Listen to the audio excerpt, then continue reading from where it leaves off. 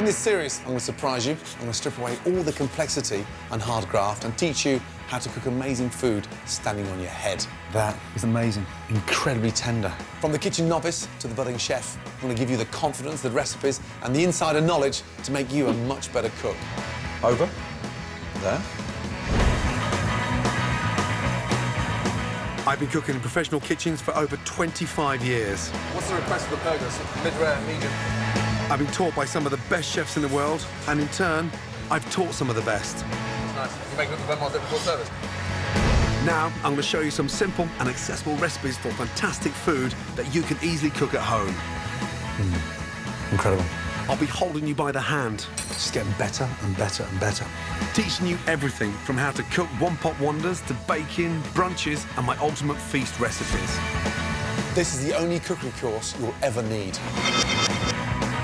Welcome to my ultimate cookery course. Packed with quick cooking tips, know-how, and 100 recipes to take your life on. OK, get ready for my ultimate guide to baking. Whether it's breads, cakes, tarts, pies, or pastries, baking is one of the most seductive skills in the kitchen. It fills the house with fantastic aromas and puts irresistible food on the table. Now, I'm going to put you on the road to baking nirvana, starting with an easy bread packed with big, gutsy flavours, olive, tomato and rosemary focaccia. I absolutely love baking bread. There's something really satisfying about doing it. And this focaccia recipe is very hands-on, but the end result is something really, really tasty. First off, start with the dough. Tip 500 grams of strong bread flour into a mixing bowl and add 20 grams of semolina. That gives the focaccia its sort of rustic charm. Now, there's one thing focaccia needs, it's really good seasoning.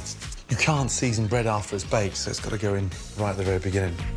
Sprinkle in 15 grams of dried yeast. Take some warm water and then 50 mils of olive oil. Top up that water. That gives it its really nice, silky, rich texture. Make a little well. Mix up that yeast, water and oil in. Start off with the fingers. Keep the fingers nice and open. It's like a little sort of whisk going in there. I'm looking for a really nice sort of relaxed dough. Now, that's just starting to come together. Touch more water. With the oil in there, give it a little swirl. And in again. The secret is to sort of knead it gently. Don't overwork it. It's a sort of easy bread to make. A nice one to start off with when you're making bread for the first time. Basically, kneading means just knit it together. Just hanging. Lightly flour your board. And let's just knead that focaccia into a nice, smooth dough. Make sure you don't over-add too much flour, otherwise it sort of dries out the dough. Something quite magical about making bread. You can switch off and lose yourself. My first job for a 3 Michelin-star establishment was a baker. I was 22 years of age and I used to start at midnight. I was under such a tight schedule. 1 o'clock white bread done, 2 o'clock brown bread, 3 o'clock sourdough, 4 o'clock cheese bread, 5 o'clock prove, bake, 6 o'clock crack them open and taste. It was amazing. Beautiful. Look at that. Looks stunning. It hasn't even risen yet. Leave your dough to rise in a warm place till it's doubled in size. We call this proving.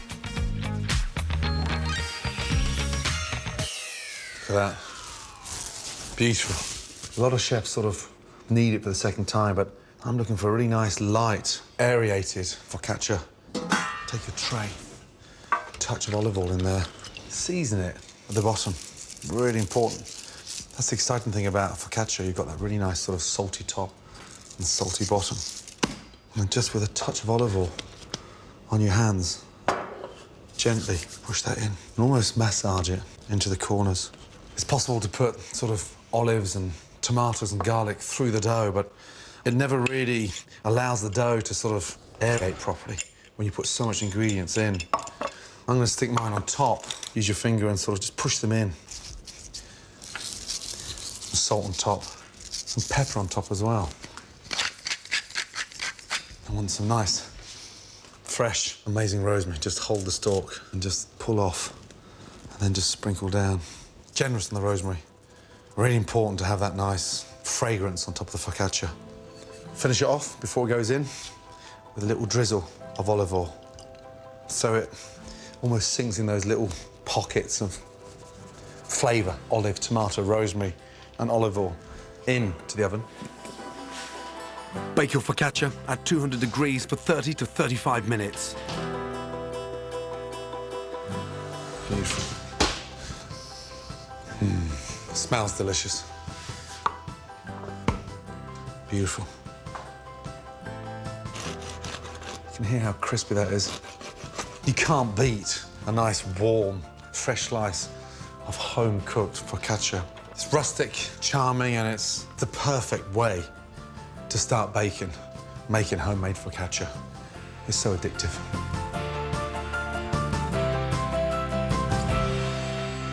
Getting to grips with baking is just a matter of confidence. And once you've grasped the basics, then the possibilities are limitless. Here are 3 more of my favourite super simple bread recipes to get you going. Kicking off with my simple soda bread.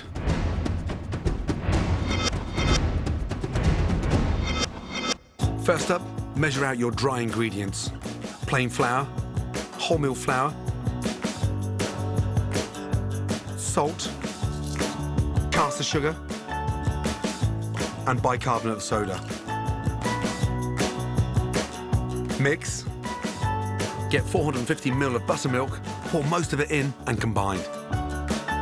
Buttermilk has a wonderful, subtle sour note that gives this bread a deliciously different taste. You can get it in most of the big supermarkets.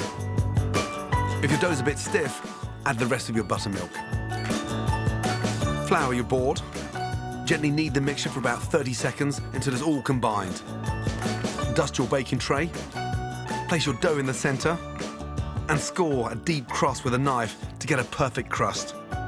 Then simply bake in a preheated oven for 30 to 35 minutes. Amazingly easy, absolutely delicious and foolproof. Hot, crusty homemade soda bread whenever you want. My next no-sweat bread recipe is even faster to make. Quick flatbreads with lemon, thyme and ricotta. For the dough mix, first slice a leek lengthwise and chop. And saute in a pan with hot olive oil and butter till tender. Season. Next, combine flour with a pinch of seasoning and olive oil. And mix in your cooked leeks. Bring the dough together in a bowl with a drop of warm water. Cover and rest for 20 minutes. Allowing the dough mixture to relax means the resulting bread will be nice and soft. Then dust the dough with flour. Mold into a sausage shape. Slice it into rounds. And flatten with a rolling pin.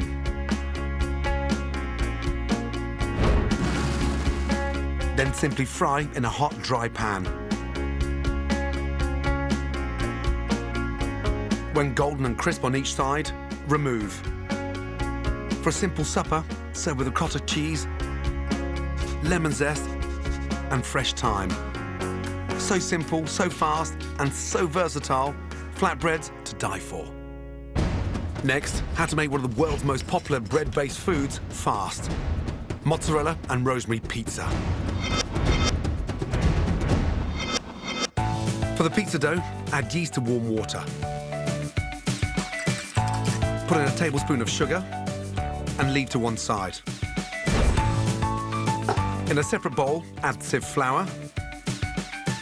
Make a well and add your olive oil and yeast mixture. Get your hands right in to bring it together. Then knead for about 10 minutes on a floured surface until even and smooth. Put back into the bowl, cover and leave in a warm place to prove. Once it's roughly doubled in size, knock any excess air out. Place back on your surface, divide your dough into 4 balls and simply flatten. Add olive oil to a hot pan and put in the pizza dough. Pizza is usually cooked in a searingly hot oven, but this pan-cook method works brilliantly. As the dough starts to bubble and the base turns golden, spoon over tomato passata, which is sieved tomatoes, and tear in chunks of mozzarella. Then simply transfer to a hot grill until golden and bubbling. Finish with fresh rosemary. I love this classic combination, but you can easily adapt it and add your own favourite topping for a perfect pizza in minutes. So simple, so fast, so irresistible. 3 recipes that'll change the way you think about homemade bread forever. Beautiful. Coming up on my ultimate guide to baking, more great tips for perfect baking. The steam generated from that gentle simmer will help melt the chocolate. My guide to shopping for flour. Blend your own together so that you can get the flavour that you want with the performance that you want. And an indulgent, oozing sponge cake you can stake your life on. Whoa, I just want to dive in there.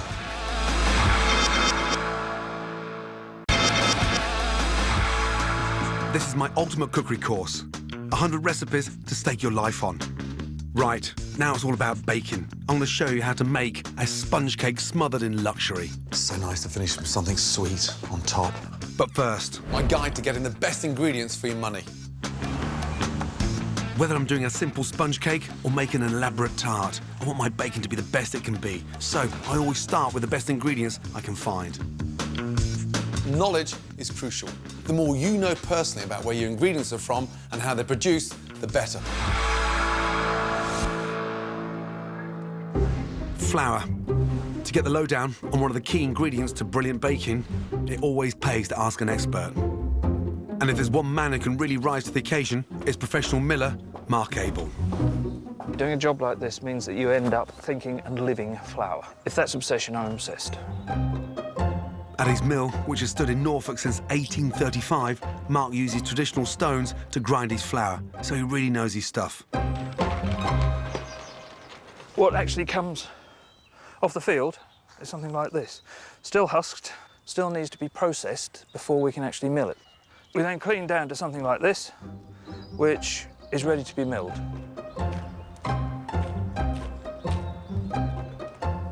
All this is a great big machine, which means you don't have to do it by hand. Rather than try and improve its performance by adding additional chemicals, what we're trying to do is mill it in the best way to get that performance from it. If you can put a seed in between stones, you can make flour out of it. It's that simple. Barley was what was traditionally used to make bread for people to live off. Oats can be used as well. And of course, good old spelt, the great-grandmother of modern wheats, which has the most fantastic flavour and is, because of its primitive nature, the proteins in it are simpler, so a lot of people can eat that. They can't eat modern wheat. Keep your eyes on the shelves, look and see what is there, and if something strikes you as being potentially interesting, then get it and try it. Mix your own, blend your own together so that you can get the flavour that you want with the performance that you want. Mark's right. Different flours perform and taste wildly different, and so they're well worth trying out. Here's my quick guide to some of the flours I like using. Strong flour is the one to choose for standard bread making. The higher the protein content, the crustier your loaf will be. The flour hailing from Italy, 00. It's super finely milled and perfect for pasta. I like to use it for pizzas too, because it produces a nice crispy crust like the one on my mozzarella and rosemary version. Rye flour will give you really dense, fruity flavoured bread, fruit cakes or scones. If it's too heavy for you, just mix it with standard wheat flour. And when you are baking, remember that self-raisin flour is just plain flour with raisin agents added. So if you run out, you can add baking powder and salt to your plain flour and get baking. That's the real stuff, that's it. Fresh flour straight out of the mill is so superior in flavour and performance that it's only when you come to use it you realise what the difference is. If you're going to experiment with ingredients in baking, you still need to follow some basic rules to make sure things turn out brilliantly every time. Then, whether you're a master baker or you're just starting out, you can pimp up the classics, whether it's a Victoria sponge or a fruit scone. And that's the lesson perfectly illustrated by my next recipe, sponge with fresh ginger. Baking is part chemistry part imagination. But you've got to rely on the rules for great results. It's the only time you'll see me reaching for the scales. First off, eggs, sugar, butter. And when I say weigh out the ingredients, it does literally mean weigh out to the final gram, 175. Now, 175 grams of sugar. That's 350 grams in total. Cream, the butter and the sugar. To get a delicious light sponge, start carefully on slow speed. Only speed up as the butter and sugar really start to cream together. Keep that really nice and light. You can see how it's changed colour. So important at the beginning. Eggs in. Give them a little whisk. Adding one egg at a time stops the mix from separating. Second egg in. Third one in.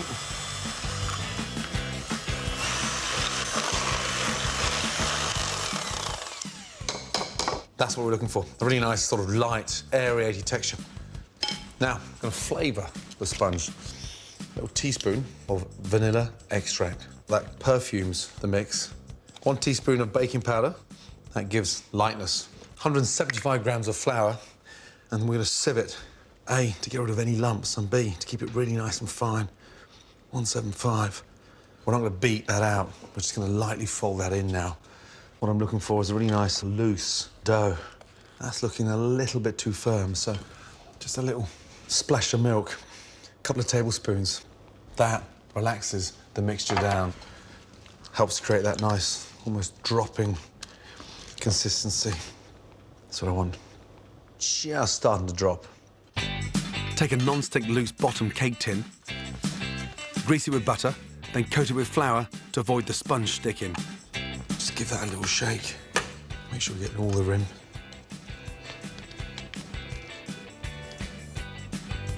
Now, just get the back of the spatula. Make sure you've got no peaks on my sponge.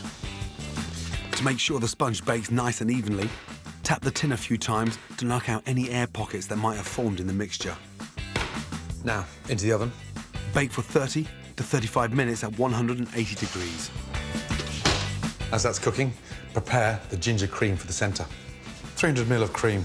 Give that a nice whisk. Whisking cream by hand gives you so much more control, and it's so easy to over-whip cream. I want that nice, light ginger cream in the centre. I don't want it grainy. Nothing worse when cream starts to separate. Now, let's get into that 3/4 stage. Little stiff peaks. Stop that for 2 minutes. Fresh ginger. Now, get a really nice, large slice of ginger. It smells incredible.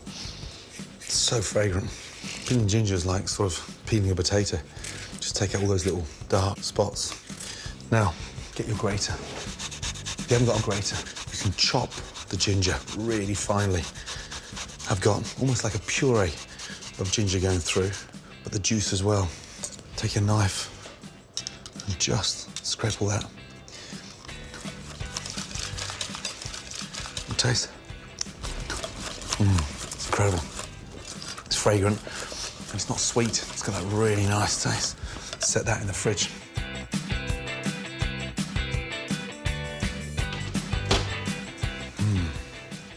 It smells incredible. Run a knife around the outside to ensure the cake doesn't stick to the tin before turning it out. Now, get your hands under. Push up and out. While your cake cools, I'm gonna do like a really nice, sweet chocolate coating. pour 300 ml of double cream into a saucepan. Add 2 tablespoons of golden syrup to make the top nice and glossy. Then whisk. Chop this up really thinly so as it melts quickly. 50 grams of butter. That's going to give the chocolate a really nice shine. Boil your cream and mix it in. Give that a really good stir. As the chocolate and the butter melts, it thickens. Look how shiny that is. It's so nice to finish with something sweet on top. Topping done, time to build your sponge cake. Look at the halfway mark there and just gently slice and really take your time all the way through. Lift. That is delicious. That nice big dollop In the middle. Don't be stingy. Don't be tight with the cream. Another dollop on top. Spread that. Very carefully. Lift the lid and just sit that on top. That's why I start off with a little extra cream in there, so when I squash it down, the cream just pushes out to the side. I'm not finished. Pour the luxurious chocolate topping over the sponge. Be generous and make sure the cake is coated thoroughly to give it a gorgeous finish. Get the bottom of the ladle and spread. Whoa. One more. Whoa. You've got to know when to say stop when something looks that delicious. I just want to dive in there.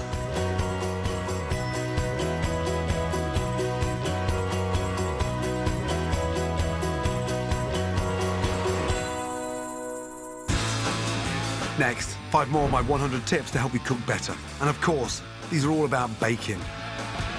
Kicking off with how to whip cream. Whipping cream. Now, the important part here is whipping the cream to a 3/4 stage. If we over whip it, it will split, so be very careful. Double cream in. Now, when we whisk things, we whisk it in the shape of a figure of 8. And if you spin the bowl as you whip the cream, you get to release it from the bottom, so it whips evenly. Whisk, whisk, whisk, and it should just sit inside the whisk and start to sort of fall out. Just perfect. 3/4 stage, double cream, done. Room temperature cream whips much faster than cold, so you'll need to take your cream out of the fridge 30 minutes before you want to whip it. Unless, of course, you want to work on your biceps. A great tip to prevent milk and cream from boiling over in a saucepan is to simply lay a wooden spoon across the top. The cream bubbles will rise up and hit the wooden handle and then fall back into the pan instead of bubbling over. Sticky stuff like treacle and golden syrup can be a real mess to measure out. My tip is to rub the spoon with a neutral oil like rapeseed, and any sticky ingredients will slide straight off. And my tip for greasing cake tins is to keep old butter wrappers on hand and use them to grease when needed.